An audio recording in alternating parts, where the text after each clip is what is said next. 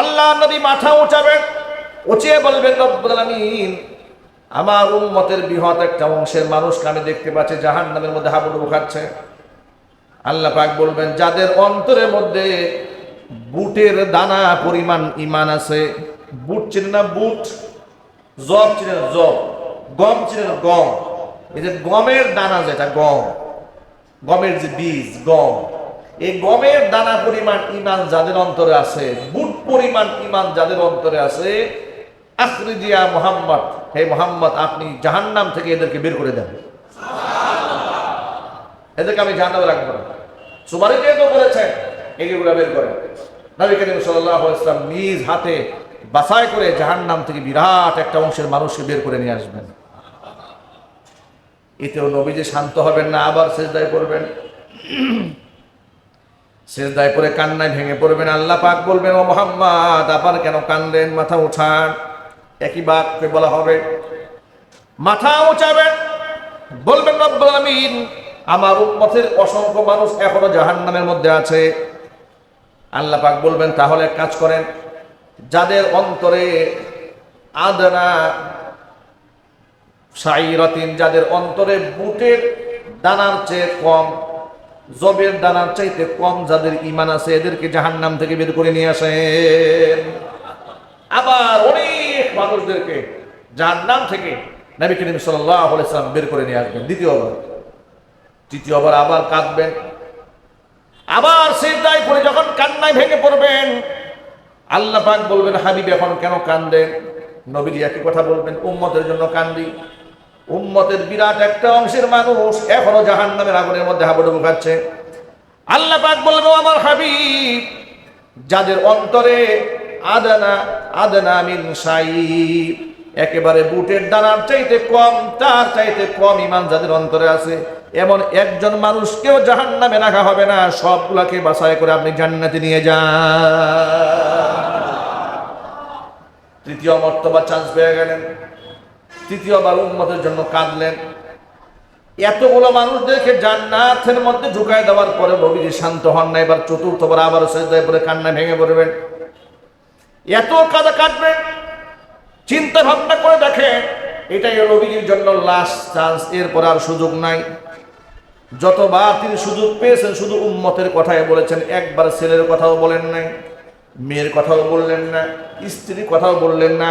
যে খাদিজাকে এত ভালোবাসতেন, জান্নাতুল বাকিতে দাঁড়িয়ে দাঁড়িয়ে যার জন্য আল্লাহকে বলেছেন, রব্বুল আলামিন, দুনিয়া থেকে আমি আমার খাদিজাকে হারিয়ে ফেলেছি, কিয়ামতের ময়দানে আমি যেন আমার খাদিজাকে না হারায়া যাই। সেই খাদিজার জন্য কিচ্ছু চাইলেন না। স্ত্রী, সন্তান, হাসান, হুসাইন, পরিবার পরিজন, আহলে বাইত, কারোর জন্য কিচ্ছু চান না। চতুর্থবারে মাথা উঁচা করেছেন। এখন আপনারা বলেন তো, সেই পরিবারের জন্য কিছু চাওয়ার দরকার আছে না নাই? যদি বলুন আছে না নাই? কিন্তু না, তিনি তাও চাইলেন। আল্লাহু আকবার বলেন। আল্লাহ পাক যে বললেন কোরআনে, তোমাদের ভেতর থেকে এমন একজন রাসূল এসেছে, হারিসুন আলাইকুম, তোমাদের কল্যাণের জন্য, ঈমানের জন্য এতটা লালায়িত, তোমাদের কষ্টে যিনি মারাত্মক কষ্ট অনুভব করেন, তোমাদের প্রতি পরম দয়ালু। এর বাস্তব নমুনা হাসরের ময়দানে নবী করিম সাল্লাল্লাহু আলাইহি ওয়াসাল্লাম এইভাবে দেখাবেন। চতুর্থবারে আল্লাহ পাক তাকে বলবেন, এখন কি আর আবদার আছে বলেন? কি আবদার আছে? আদনা আদনা ঈমানদার ব্যক্তিদেরকে বাছাই করে আপনি জান্নাতে নিয়ে গেছেন, আর কি বাকি আছে? হুজুর বলবেন, আল্লাহ এই শেষ আবদার, এরপরে আমার কোনো আবদার না। এমন একটা আবদার করে বসবেন, আগে কোন আল্লাহু আকবার। এই জন্য এই কথাটা খুব মনোযোগ সহকারে শুনবেন। খরগোশের মতো কানটা একদম টান টান করে খাড়া করে রাখেন। শেষ আবদার। কয় নাম্বার আবদার এটা? 4 নাম্বার আবদার, চতুর্থ নাম্বার আবদার, শেষ আবদার। আল্লাহর কাছে কেমন আবদার করবেন যে এরপর আর আবদার থাকে না? আল্লাহু আকবার বলেন। আল্লাহ নবী সাল্লাল্লাহু আলাইহি ওয়াসাল্লাম আল্লাহকে বলেন, রব্বুল আলামিন, এই আমার সর্বশেষ আবদার। গোটা জীবনে যারা একবার শুধু লা ইলাহা ইল্লাল্লাহ বলেছে ঈমানের সাথে, ঈমান কতটুকু আছে আর কতটুকু গেছে, কি পরিমাণ ছিল আর কি পরিমাণ ছিল না দেখার কোনো দরকার নাই। গোটা জীবনে হায়াতে জিন্দেগিতে শুধুমাত্র কেবলমাত্র একবার আল্লাহ ইলাহা ইল্লাল্লাহ বলেছে। আপনি আমাকে সুযোগ দেন এমন মানুষগুলাকে বাছাই করে করে আমি জাহান্নাম থেকে বের করে জান্নাতে নিয়ে যাই। আল্লাহ পাক বলবেন আমার হাবিব থামুন, এবার আপনি আপনার দৌড়াত্ম এই পর্যন্ত শেষ, তবে আপনার আবদার আমি রক্ষা করব।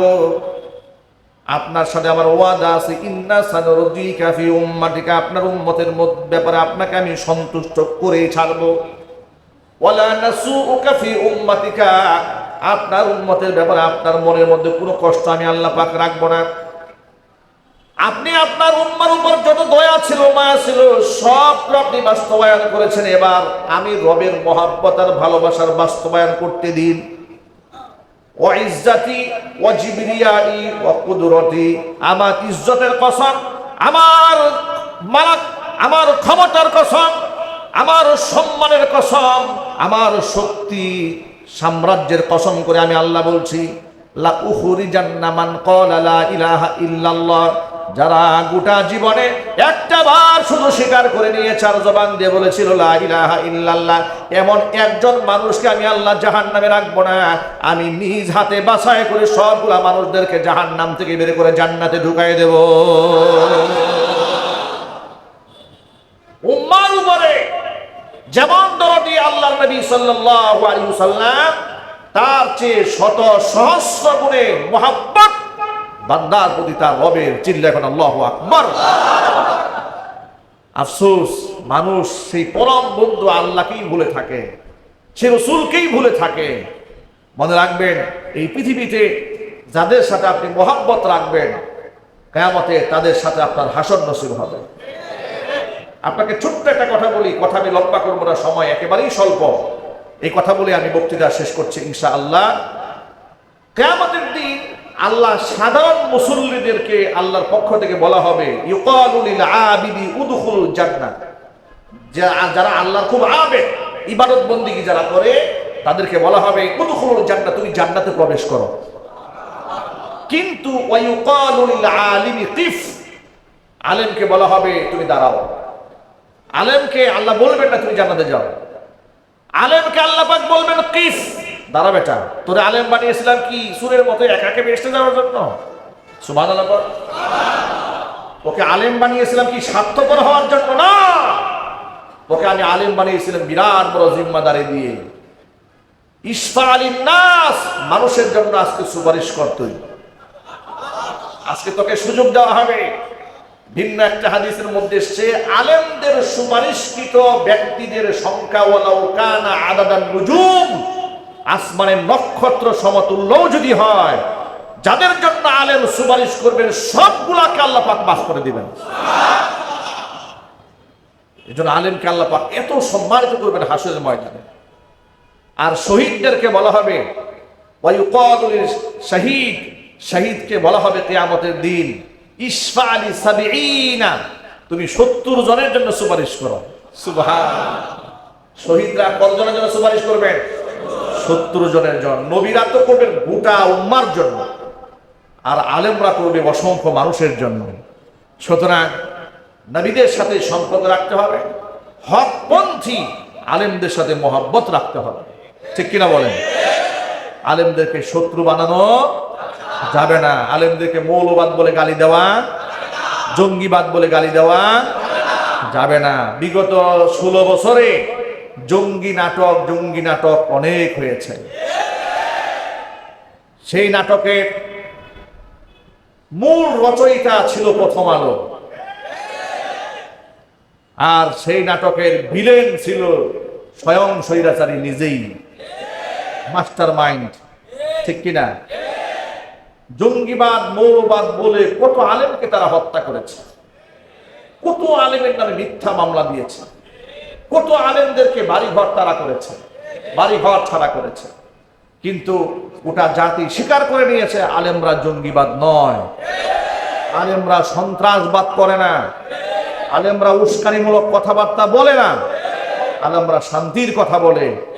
এই জন্য আলেমদেরকে লোকেরা ফুলের মালা দিয়ে বরণ করে, আর ওদেরকে জুতার মালা দিয়ে বরণ করে। এই জন্য সারা জীবন আলেমদেরকে জঙ্গিবাদ তকমা দিয়ে গান গেয়েছে, পাবলিককে খাওয়াতে পারে নাই। মিডিয়া দিয়ে প্রচার করেছে, পাবলিককে খাওয়াতে পারে নাই। জঙ্গিবাদ হিসেবে আলেমরা নিষিদ্ধের তালিকায় পড়ে নাই, কিন্তু যারা আলেমদেরকে জঙ্গি জঙ্গি জঙ্গি বলে বলে নাটক সাজিয়েছে, প্রমাণিত সত্যের দ্বার প্রান্তে এসে গোটা জাতির সামনে সত্যকে স্বীকার করে নিয়ে অন্তর্বর্তীকালীন সরকার তাদেরকে জঙ্গি সংগঠন হিসেবে নিষিদ্ধ করে দিয়েছে। কথা বলতে হবে, ঠিক কিনা বলেন? আপনাদের জন্য আমাদের স্পষ্ট বার্তা থাকলো, আর জঙ্গি নাটক এই বাংলাদেশে খেলতে দেওয়া হবে না। বিগত জীবন থেকে শিক্ষা গ্রহণ করেন, নিজেরা সন্ত্রাসবাদ করে, অস্ত্রবাদ করে, মারামারি করে, কাটাকাটি করে, খুনাখুনি করে, মানুষ হত্যা করে আলেমদেরকে আপনারা জঙ্গিবাদ, মৌলবাদ তকমা দিয়েছিলেন। আল্লাহ তাআলা জিল্লতির মালা আপনাদের গলায় উঠিয়ে দিয়েছেন। আপনাদের হেদায়েত কামনা করি। আর আগামীর ভবিষ্যতে যারা আলেমদেরকে এই ধরনের জঙ্গিবাদ, মৌলবাদের তকমা দিতে চান, তাদেরকে হুঁশিয়ার বাণী উচ্চারণ করে বলে দিতে চাই, জঙ্গিবাদের তকমা দিয়ে মানুষের সামনে যারা হিরো হতে চেয়েছিল, আল্লাহ পাক ওদেরকে জিরো বানিয়ে দিয়েছে। আর আলেমদেরকে জিরো বানাতে চেয়েছিল, আল্লাহ পাক আলেমদেরকে হিরো বানিয়ে দিয়েছে। আর যারা হিরো হতে চেয়েছিল, এদেরকে জুতার মালা পরিয়ে দেশ থেকে আল্লাহ পাক বের করে দিয়েছে।